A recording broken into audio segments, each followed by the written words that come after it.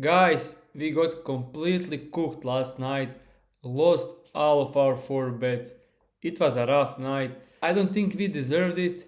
We had good bets, we had great closing line. I would probably say like the biggest closing line of the entire season. Great value on all of our bets. We had Tari Eason over 16 points and rebounds. It closes 19 and a half. He doesn't even get close.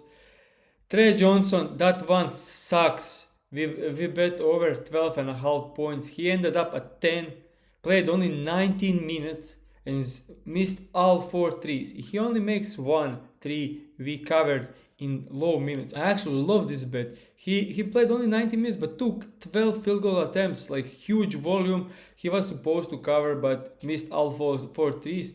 Also, I don't know what's the thing with the NBA, but like I could understand Utah Jazz like benching Lauri Markkanen, Jared Jackson Jr., Kings benching Sabonis and Lavine, but Wizards benched their rookie that they picked at the 6th spot on the draft. He played only 6 minutes in the second half and then never returned. And Bob Carrington returned, which is a sophomore guy. So I don't know, guys, this one was rough. Then next bet, RJ Barrett over 20 and a half points and assists, closed 22 and a half. Great value there.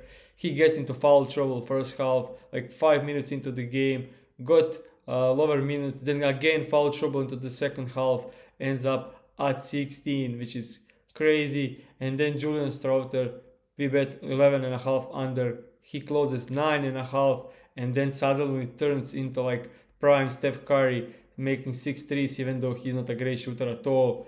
Only got 25 minutes, even though he was hot. Yeah, I think our reads were great. Don't like, maybe I was wrong on Eason. He didn't do much, but other guys, I think all 3 bets were great.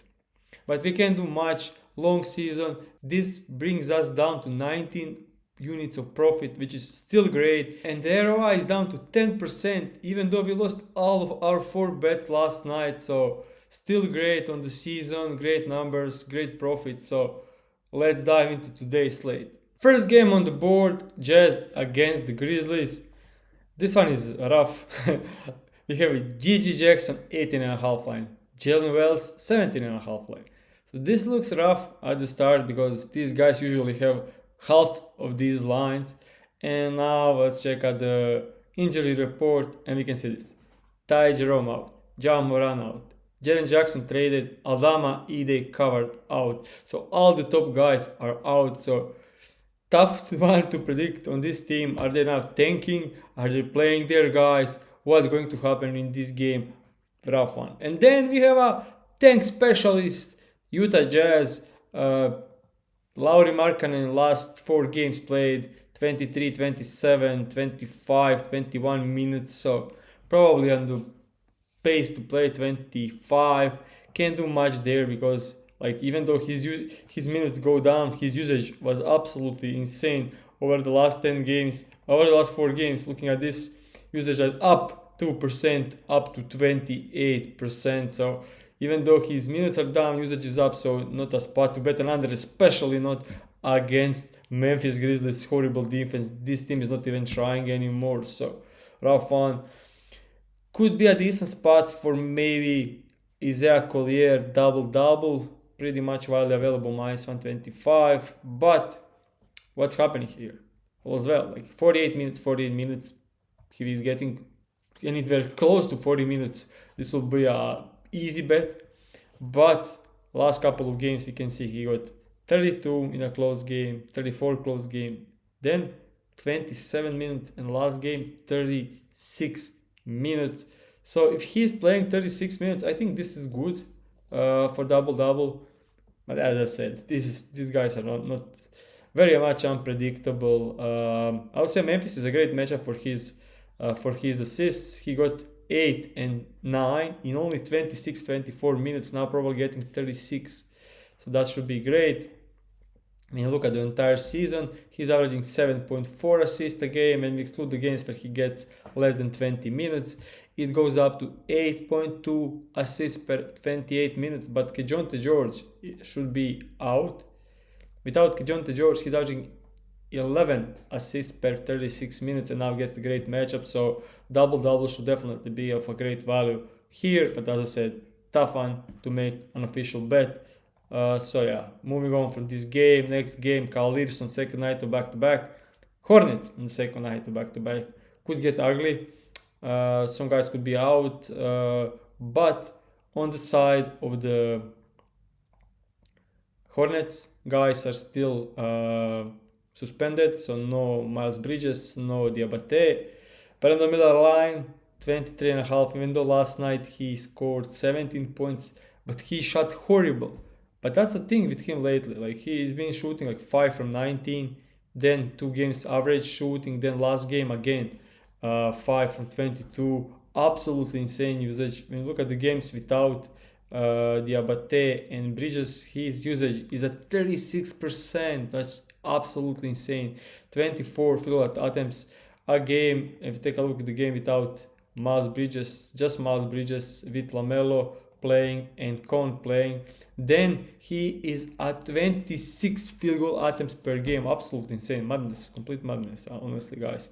That's like higher usage than prime James Harden or like Luka type of usage. So 23.5, yeah, that could be a spot to bet on over. So 22.5 could be even better. So let's take a look at the games against the Cleveland Cavaliers so far this season. 3 games against the Cleveland Cavaliers, he scored 25 on horrible shooting, but no LaMelo Ball. Then 20 points on above average shooting, but only 27 minutes. He was on some kind of minute restriction here. And then last time they played 24 points on average shooting. Yeah, 8 from 20 is the average for him. He got 5 free throws that game. Everyone was healthy, so he averaged 28% usage. So if we have him at the higher usage, I think this is a great spot for Brandon Miller. Also, yeah, this could be a bet actually. Let's just dive deeper into the data when he gets 30 to 40 minutes with LaMelo and with Con. Yeah, but we can't get a huge sample size without Bridges. So he's averaging 22 points a game with those guys in and with those minutes. But I would say this matchup is probably above average for him. We can see that they allow 10th most above the break. They are kind of great paint defense, but he's scoring like 37% points there. Great catch and shoot matchup, great pull-up matchup, great spot-up matchup, great isolation, pick and roll rollman matchup. Not great against pick and roll ball handler, but I don't think he handles the ball much with LaMelo out there. So yeah, maybe against dominant play type, which is for him spot up when he's not playing, maybe catch and shoot actually. So when he is playing teams outside top 6 in catch and shoot defense, it goes up to 23.3 points, covered in 60% of the games. Definitely need to exclude, I don't think we need to exclude the game against the Pistons. He covered against the Pistons. And here, let's check average shooting. I think most unders came and he just couldn't get a bucket up. So let's check on the season. He's averaging 42% shooting. So if you exclude the games when he shot like between less than 35% and up to 55%, he is then averaging 24.5 points. 24.5 points a game, covered this in 9 out of 13 games. Yeah, but he covered against OKC. That's amazing. He covered against Cleveland Cavaliers as well. That's great as well. He covered against Pistons. That's a very rough matchup. So yeah, Golden State Warriors, one of the most difficult matchups in the league. So yeah, I think Brandon Miller could be our first bet. And we are going there. We are going to bet Brandon Miller over 22.5 points against the Cleveland Cavaliers tonight. My first official bet today. Yeah, I actually didn't bet this myself. I just found it on the spot. Completely missed. I was looking at 23.5 and I had passed, but it's widely available at 22.5. So my first official bet is Brandon Miller over 22.5 points. But looking at back-to-back games, we need to be cautious here because he's averaging 28 minutes in back-to-back games. But this game against the Dallas, he covered in only 27 minutes, but he had 5 fouls. So he lost the minutes because of foul trouble. Against Orlando, 27-point blowout. He was close to covering, even though he only played 27 minutes. Then against the Denver Nuggets, another blowout. He covered in a blowout with 24 minutes. And last game that wasn't a blowout, back-to-back game in January, he played 36 minutes. So I would definitely expect him to play between 34 to 36 minutes. I was looking at the expected minutes. He's expected to play 28 to 38. So that works well as well. So staying with it, Brandon Miller, first official bet, over 22.5 points. Not much from that game. Moving on the next one, Pacers against the Wizards. Another shit show. Trey Johnson probably out. No official injury report, but I think Keyshawn George and Trey Johnson will both be out here. So Carrington could be a good bet at over 10.5, but maybe even he gets benched in this one because they just won last night and they are trying to tank. Their direct competitor for tanking is Indiana Pacers, so winning 2 in a row against them will be disaster for this Wizards team, so they'll definitely try to lose tonight. But interesting play for me is Jarvis Walker assists, and we have huge plus money, plus 126, plus 124 wildly available. And why do I like this one?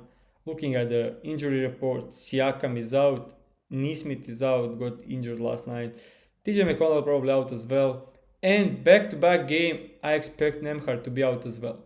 Without Nembhard, when he gets the minutes, like 24 plus minutes, and not playing the best defense for assists, he covered this line in 6 out of 9 games, averaging 4.2 assists per game. And we get plus money, so that looks great. And last night, he played 30 minutes against the Wizards and had 7 assists. And 5 assists came in like last 18 minutes when Nembhard got benched. They were either playing him as a point or they were running the pin down actions for him. So he was kind of always on the ball, had a ton of front court touches. So yeah, I do like this, and obviously Wizards are like one of the best matchups in the league for his assists. So definitely fan of this one. I think he should do really well. Even though if you take a look on the entire season, when he's facing teams who allow above average assists, like 18, rank 18 to 30, with minutes, without excluding Nembhard, Siakam, TJ McConnell, Aaron Nesmith or Maturin. So all the big guys are out and he is the one being the main guy on the offense. As we can see, like his point line is at 19.5. So yeah, he kind of is the guy. If he's going to have the ball, when they help on him, he'll pass.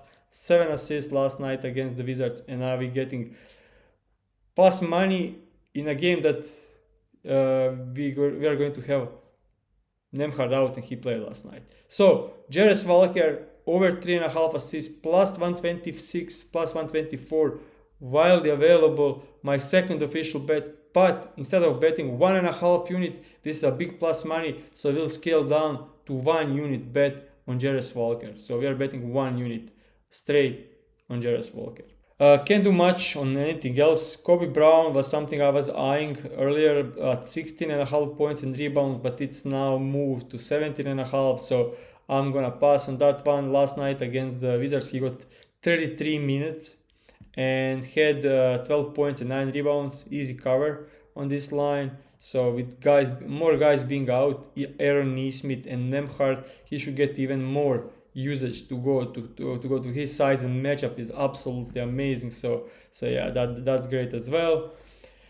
Next game on the board, it's Heat against the Hawks. If I lean somewhere, that's Jalen Johnson over 22.5 points. Covered both games against the Miami Heat earlier this season. Since McConnell joined, he's averaging 22.9 points a game. Kind of one weird blowout, so I'm looking at the expected minutes, which is 31 to 41. Then he's averaging 23.6. Some unders came in tough matchup, like of paint defense. You can see that he didn't cover against Boston, who are second best paint defense. If you exclude that game, we can see that Miami ranks 8th worst against paint points. And without games against Boston, who are great paint defense, he covered this in 8 out of 12, averaging 25 points a game, but honestly not enough for me to make this official bet. On the other side, we have Bam Adebayo, but now Hero probably back, so like he was cooking lately. We can definitely see that. Last 70 games, he covered 14 out of 17. Usage up to 26%, but if you look at the games with Pavel and with Hero this season, he was averaging 18.6 points a game. Some weird ones where he lost the minutes, so when we look at the 26 plus minutes, then he's averaging 19.4 points a game. So yeah, not great, not terrible either. Some of these games where he covered very efficient ones. So yeah, definitely leaning over on Bam Adebayo, but this is one I think it's very interesting, in that Tyler Hero 16.5 points. I don't know what's going on here. He covered in every single game of the season. He returned twice from the injury. We can see first game back from the injury, he got 29 minutes. Then he was out and returned on 17th of January and played 29 minutes in a blowout.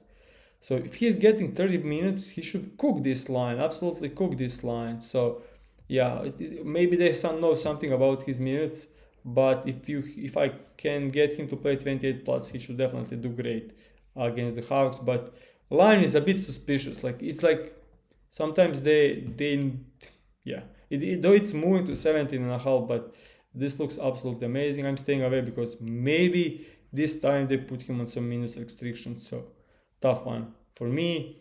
Moving to the next game, Mavericks against the Wolves. This one I would target probably Daniel Gafford over 7.5 points. I would say pretty much widely available at -120, and that's our third official bet. Daniel Gafford over 7.5 points, -120. You can see that last game he played 28 minutes in a blowout, so he played 28 minutes through first 3 quarters without getting 4 quarter minutes. So if you take a look at the games when he gets at least 18 minutes on the season, we can see that he's averaging 10 points a game. Covered this in 17 out of 25. Now gets the team that allows 8 most to his position. So if we exclude just top, I will say like 6 teams against his position, we can see that he now covered in 17 out of 22, averaging almost 11 points a game. Looks absolutely amazing. If we go a bit further and put his minutes up to 20 to 30 minutes, then he covered in 12 out of 16, averaging 25 minutes a game and 10 points. And the big thing for this one, he already played against the Wolves. It happened like 3 weeks ago. He got only 21 minutes in that game and scored 14 points. Now with Tyus Jones at the point, maybe like some creation actually happens, maybe some like mature role playmaking happens and he gets involved. So third official bet, Daniel Gafford over 7.5 points against the Wolves. He's questionable. I don't know why he's questionable after the All-Star break. If he's out, he's out. If he's playing, I think he gets 20 plus minutes and then he's a great spot against the Wolves. As we can see, they allow 5th most to pick and roll man. They allow above average free throws. They allow ton of transition points. And looking at the last 15 games, we can see that they are ranked 19th in points in the paint allowed, which is great. They are 11th best defense, so kind of average defense. And then looking at similar players by PropsMadness, they covered in 5 out of 6, averaging 46% more points than their closing lines.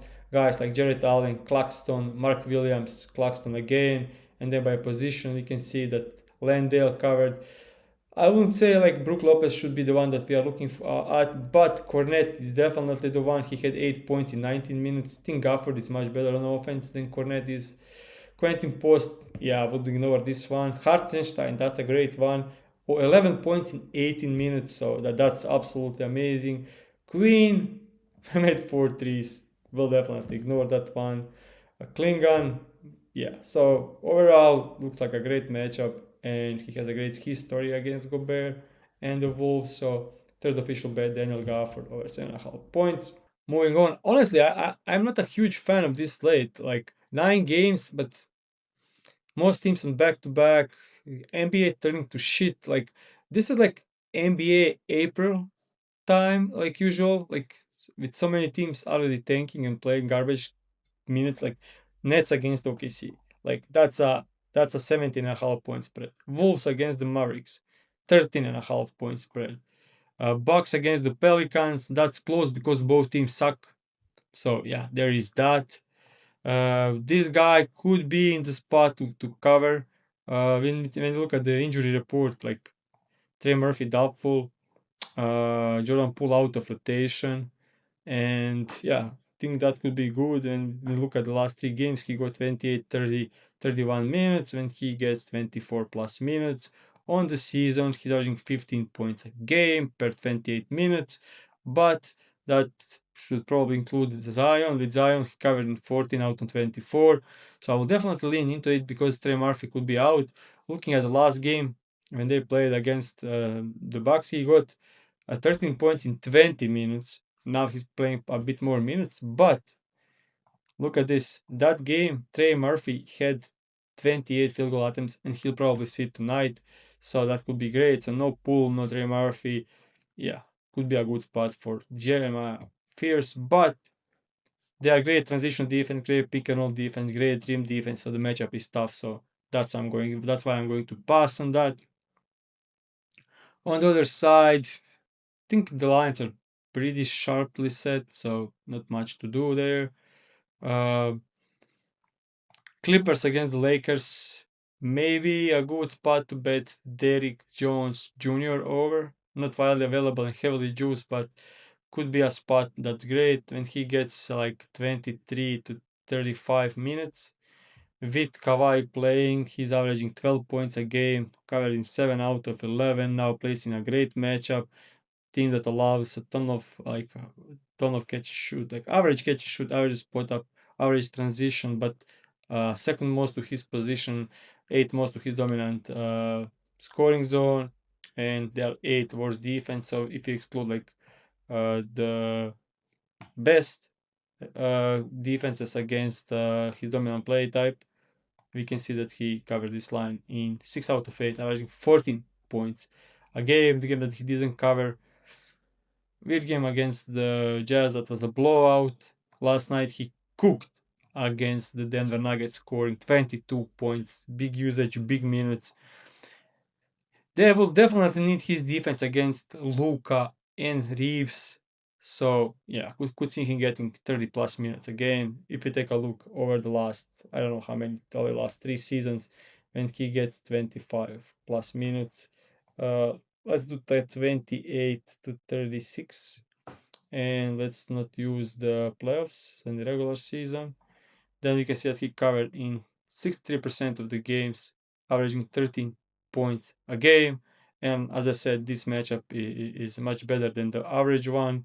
So when he's not facing top 10 teams in top 6 teams, I will say, in spot up defense, and when he's facing team horrible against his position, we can see that he covered in 70% of the games, averaging almost 14 points a game. So uh, that was against 10, 11 and a half line. If you take a look at the DraftKings and Bet Online, 10 and a half lines, then he covered in 90% of the games. So yeah, actually I think I can make this official bet. DraftKings, Bet Online, Hard Rock, all playable within minus 125, minus 121. So I'll bet it at fourth official bet. Derrick Jones over 10.5 points, minus 123 at Bet Online. Better price at DraftKings, slightly worse at Hard Rock. So this should be enough for fourth official bet on this slate with 9 games. That's it for this game. Yeah, I love this match. I loved his matchup. What game is left? We didn't cover Nets against the Thunder, but I said could be a huge blowout. I was fan of Cason Wallace over assist, but it's heavily juiced, so not the volume is gone. If Gafford sits, I think PJ Washington should be in a great matchup, in a great spot. Last game he played 34 minutes in a blowout, and he gets 26 plus minutes this season. This season, not this season, he's averaging 15.3 points, covered this in 67% of the games. And looking at head to head, he just recently scored 21 points against this Wolves team, even though he shot 0 from 4 from 3 and missed. He went 1 from 4 from free throw line, so he was even supposed to score more, but usage was 29% in that game. No Cooper Flag, no Anthony Davis. Same thing as tonight, no Cooper Flag and Anthony Davis, so that could be great. And also, like a look at the entire season without Cooper Flag, he's averaging 22% usage, a slight bump for 15 points a game. Against the Knicks, he scored 6 points on 1 from 12, so usage was definitely there. And also, let's take a look at the games without Anthony Davis. And he's playing 24 plus minutes without AD. Another one where he's averaging 15 points a game. And yeah, that's it. That I like this one. I didn't want to bet like both PJ Washington and Gafford in case it's a blowout, as we can see 13.5 spread. But if Gafford can't go, PJ Washington should be great then. Rudy Gobert, kinda in a great spot here, honestly, against the Dallas. I mean, look at the expected minutes, which is definitely 28 to 38, I will say. He has 11.6 points, but he's not facing the team that allows the fourth most to his position, third most to his dominant play type, the most in the paint where he scores all of his points. So if you take a look at when he's facing teams who are not great against his position, like probably teams who are not like top 6 against his position, he is over this line in 60% of the games, averaging 12 points a game. But let's check some other stuff like maybe dominant play type. That doesn't do much, honestly. Maybe if let's put top 10, he's covering now in 67% of the games, averaging 13.3 points, and we have 10.5 points. Similar players being cooking against the Dallas the entire season. So yeah, great matchup, great spot. But he had some weird game against Dallas. Like first game of the season, he covered with 15 points. Second game of the season, kind of weird. 2 from 5 from the floor, 2 from 7 from free throw line, and was in huge foul trouble. Only played 21 minutes. If he convert like average on free throws like 5 from 7, he's at 9 points in 21 minutes, on pace to cover easily. So yeah, I think this one could be good. But as I said, don't want to have plenty on overs in a game that has such a huge spread. Guys, 4 official bets today. Huge slate. NBA been weird lately. Hopefully we have a bounce back day today. If you enjoyed this video, make sure to like and subscribe. But yeah, I understand the likes drop heavily after we have a poor night. So yeah, I completely understand. See you tomorrow.